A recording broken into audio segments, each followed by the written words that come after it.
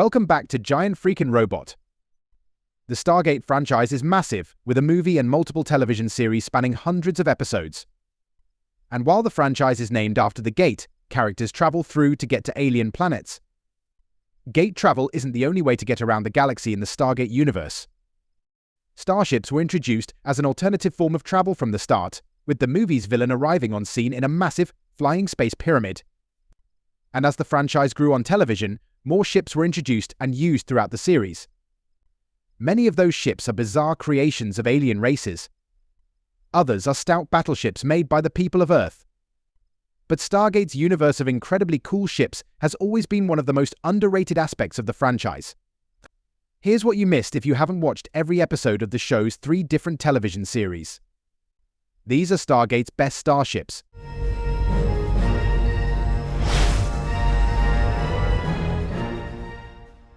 Tauri is the name used by most aliens to refer to the people of Earth. We Tauri were slow to the starship game. Initially, the only method humans had for reaching other worlds was by using the ancients' pre-existing network of stargates. As humans explored new worlds and learned more, that began to change. It started with a series of small fighters based on the designs of captured Goa'uld death gliders. Those fighters were not equipped for interstellar flight, but were capable of spaceflight around Earth. But faced with the massive battlecruisers and carriers of enemies like the Goa'uld, the Tauri knew those wouldn't be enough. And so, work began on the X-303. Redesignated the BC-303 class once testing was over, there was only one ship of the type produced. That ship was named Prometheus, and a more apt name for it there could not be. Designed by SG-1 team member Samantha Carter, the Prometheus was Earth's first attempt to build a ship capable of competing with the big warships of the galaxy's alien races. For 4 years after its construction, the Prometheus was the only functional starship operated by humans. One ship against an entire galaxy of hostile aliens. If you're only going to have one ship, it had better be good. And Prometheus was good. When designing the first Tauri battlecruiser, Samantha Carter took everything she'd learned from the alien races they'd encountered and incorporated it into her design. The Prometheus, first and only of its kind, measured 195 meters long and 80 meters wide. It operated with a standard crew complement of 115. To put that in perspective, a modern aircraft carrier is more than 300 meters long and usually operates with a crew numbering more than 5,000. Prometheus used Asgard shields and Asgard matter transporters. The ship's initial hyperdrive was based on reverse-engineered Goa'uld tech. Later, the Asgard would upgrade this with their own hyperdrive engine. Prometheus was capable of atmospheric flight and landing. The ship's primary weapons were railguns. These are powerful enough to take on Goa'uld ships, but basically useless against more powerful enemies, like the Orai. As a secondary weapon, the Prometheus had 12 missile batteries capable of firing cruise missiles and nuclear warheads. The ship's interior was laid out much like Earth naval vessels, and that familiarity likely made training crew easier.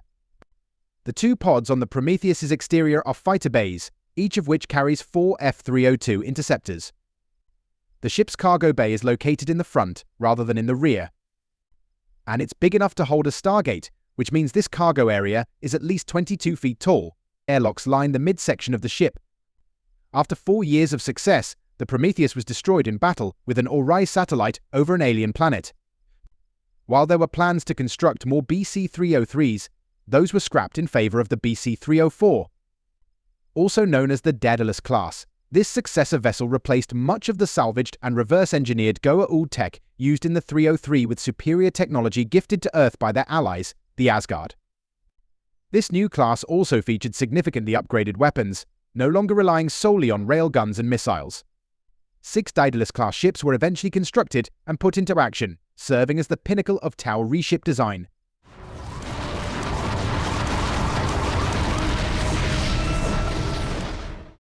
Asgard is Earth's most powerful and reliable ally. The Asgard are a very old humanoid race, and one of the most technologically advanced species in the galaxy.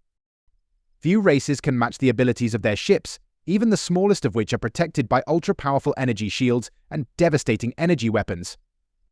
The Bilsner class is the most well-known Asgard ship used at the height of their power. The Bilsner functions both as a mothership and a battlecruiser, and it has the size to back up that role. Bilsners measure 1,400 meters in length and are 640 meters wide.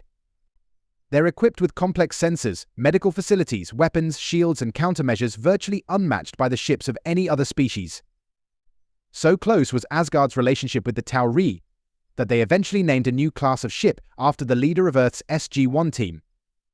The O'Neill class was Asgard's next step forward in ship design, meant to exceed even the Bilsner class. It's 100 meters longer and wider than the Bilsner class, and many times more powerful. Eventually, an entire fleet of these ships was constructed and tested in battle. With high maneuverability and high energy output, few ships can challenge an O'Neill class in a one-on-one battle. The Asgard fleet isn't all battleships. The fleet's supreme commander, Thor, chose a science vessel as his flagship. He named that ship the Daniel Jackson in honor of his friend on the SG-1 team. While his science ship has minimal armaments, as a science vessel it is unmatched. It's not exactly small either. The Daniel Jackson measures 1,000 meters by 800 meters. In terms of sheer volume, it's right on par with the Asgard's massive battleships, a clear indicator of the emphasis Thor's people put on scientific discovery.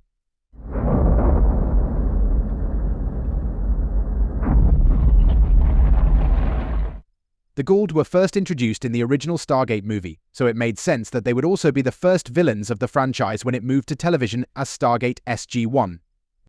The ships they used in the movie carried over too, but were refined, and the tech given more detail as it was fleshed out over numerous Stargate television seasons. The Death Glider was the most visible ship used by the Goa'uld in the movie. In the TV show they kept what worked about it, but also used it in space. The Death Glider is a two-seat fighter craft. It mounts 2 staff cannons on its wings. Those staff cannons can be detached and used by ground personnel. Death Gliders are short-range fighters, and so to operate they require a mothership. Enter the Goa'uld mothership, also known as the Ha'tak. The Goa'uld mothership was the ultimate expression of System Lord power. Able to be operated by as few as 1 crew member, these massive craft usually carry 2,000 Jaffa troops. They measure 700 by 650 by 315 meters in size. With dimensions like that, these motherships have an impressive internal volume. Much of that room is used to carry fighters. Ha'tak carry 12 full wings of Death Gliders, with an additional 3 wings of Alkesh bombers. In addition to the fighters, each is equipped with 60 staff cannons. On board you'll find 15 transport rings, used to send Jaffa troops to any planet which might be in their way. A mothership is capable of detaching the golden pyramid in the middle from the outer superstructure which holds the ship's weapons. It might be easy to mistake the pyramid at the center for the pyramid-shaped landing craft the Goa'uld used to land on planets. But that's a different ship, the Cheops-class warship first introduced in the original Stargate movie as the primary vessel of Ra. The Cheops class is about half the size of a Ha'tak, measuring 300 by 300 by 200 meters.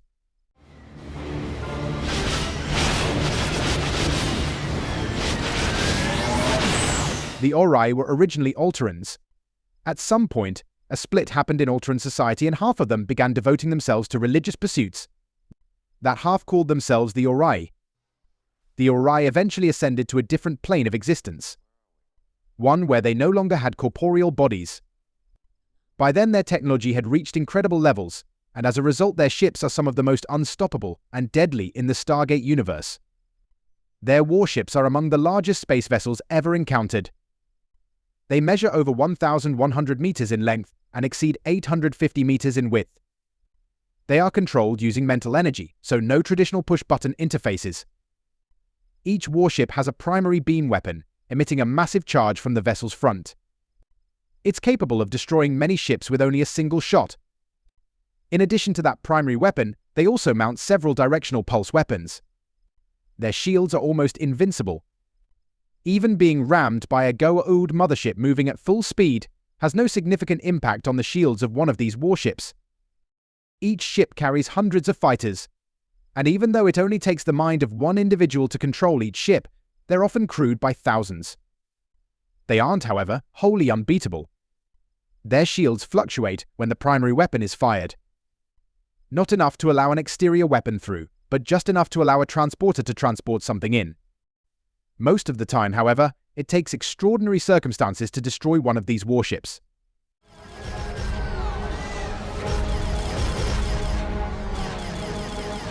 The Wraith are a hive species from another galaxy. Their ships reflect their nature. The most impressive of their fleet is the Wraith Hive ship, a massive vessel designed to carry massive numbers of Wraith. More than just a warship, a hive ship is the centerpiece of their entire society. Each ship is controlled with a neural interface and armed with massive numbers of energy weapons.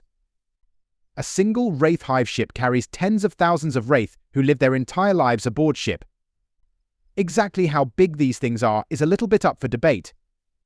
Most of the best estimates I've been able to find, based on comparison to other ships seen with them, puts the average length of a hive ship somewhere around 3.5 miles long and as much as 1.5 miles wide.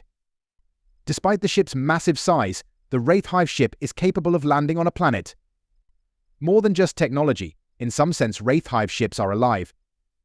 Its hull is composed of living, growing organic matter. This gives them the ability to regenerate and self-repair. That's especially important since the ships don't use any real shielding. Wraith hive ships may be big, but they aren't actually all that tough to take down compared to some of the other truly powerful ships in the Stargate universe.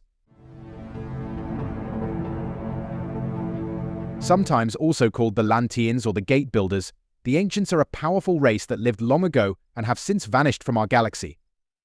The technology they left behind, though, is incredibly powerful. Perhaps more powerful than anything else in the Stargate universe.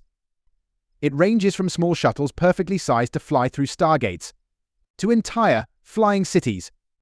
Those smaller craft, affectionately called puddle jumpers by the humans who use them, are specifically designed to work in conjunction with the stargates, which were also designed by the Ancients. It's a clever solution to the problem of speeding up gate travel. Their bigger ships, however, are flat-out incredible. Ancient warships have been in service for millions of years and are still functioning and deadly. 4 different classes of ancient warships have been discovered, each with its own design. But they're nothing compared to Destiny. Destiny is a 50-million-year-old starship constructed by the Ancients and launched on a mission of exploration.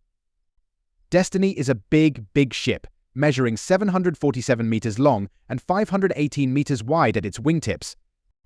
It's capable of carrying thousands, though when we see it on the series Stargate universe, it never has more than a few dozen humans aboard at any given time.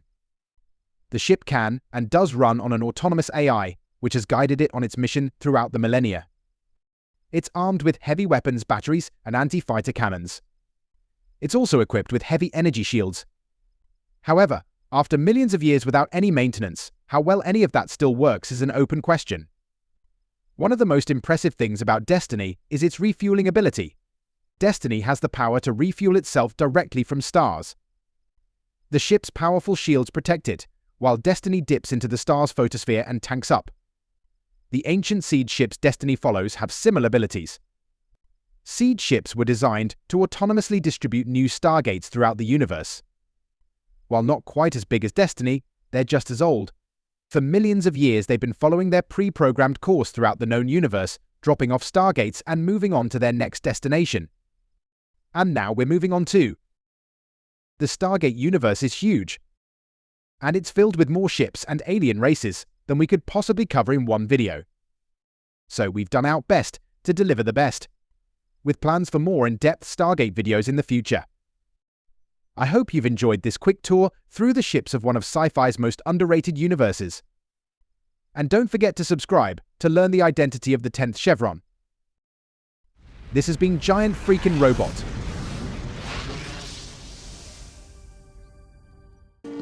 Very sexy. Very, very sexy.